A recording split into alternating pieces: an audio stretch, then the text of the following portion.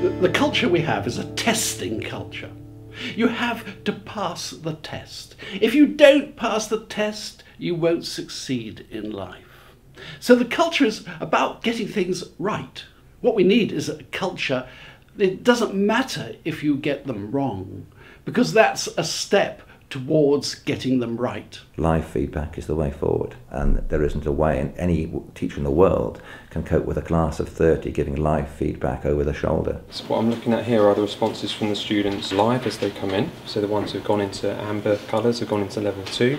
These ones on here on orange have gone into level 3. And where the crosses here, I can see where people have made mistakes and where I might need to go and give some support. Yes, exactly, because then you can change both of these into fractions over 20. 6/20ths and 8/20ths. Brilliant. And that's going to be a question you can deal with. Yeah. 10 hours a week of marking, can I tell you, okay, a 20-year career is a year of your life, when actually the electronic marking can be done in seconds and produced to a printout and a spreadsheet with all the data on it, analysed. It allows you to take your time away from the things that take up lots of time and focus on what's important, which is your teaching and yourself in the classroom and the learning that's going on. I'm here and I can see a mistake's been made there, and that might be an area where I need to go and now provide a bit more support. What did the feedback on the handset tell you? It told me you can use your equivalent fractions. Okay, good. And what did it tell you to make all of the denominators the same as? What type of denominator? So it needs to be a fraction over 15. Good. Excellent. If you were actually saying, can you invent me something, please, that makes kids really engaged and makes them work hard and well behaved? Can you invent something, please, that makes my marking load easier so I can actually spend more time teaching and guiding rather than writing and recording? Can you give me something, please, that I can actually stretch my more able children at the same time supporting those who are in the mid-range and provide help and guidance to the weaker students? Can you give me something, please, where when we're doing the class ideas, I get every single child participating? Edith said, you're a nutter. There's a panacea. It doesn't exist. There is a panacea, and it'll work in any classroom. Working in this way, the enthusiasm and the engagement within the lesson is really transformed and overall transforms the subject as well. Getting your heads around the idea that, right, this isn't replacing me, this is enhancing me, this is me being able to be at my best all the time. So if you can think of the technology in that sense, it's adding to the good things that you already do. Sometimes when you're doing a worksheet or in your book or for the board, it's more difficult because you don't understand it. Like now, after you've got a question wrong, it explains it, so you get used to actually how to do it. It allows you to engage every single student in that class because you have to receive response from everyone. So it's not one hand going up or 5 hands going up and the teacher selecting a few different bits of feedback. It is 32 individual responses coming back into the teacher.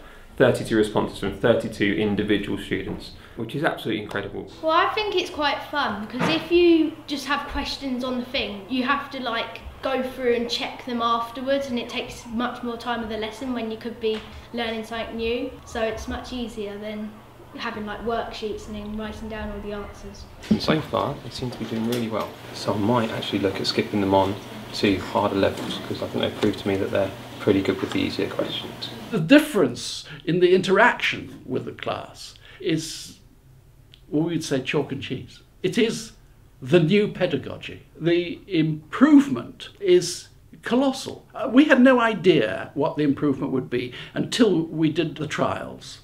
But it was over 30%. And what happens in schools where you have these techniques is that actually the kids learn. They learn that they thought they couldn't do it, and suddenly they find out that they can because they get all the feedback.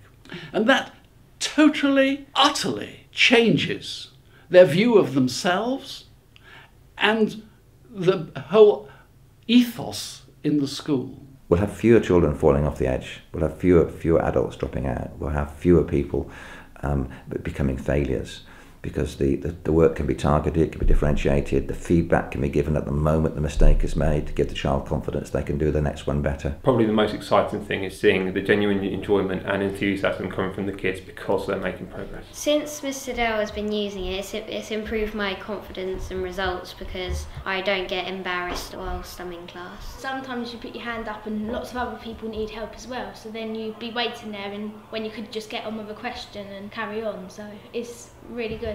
I think I am making faster progress than it has made maths and all the other lessons we use them in a lot more fun. There is nothing that creates better classroom management, better teaching, better engagement, participation than this new technology. And I'm actually somebody who's been in this job for 40 years, so I've seen all the changes come and go with a passion for teaching and learning. There's nothing that excites me more than this. It is stunning technology. Anything is obvious once you see it.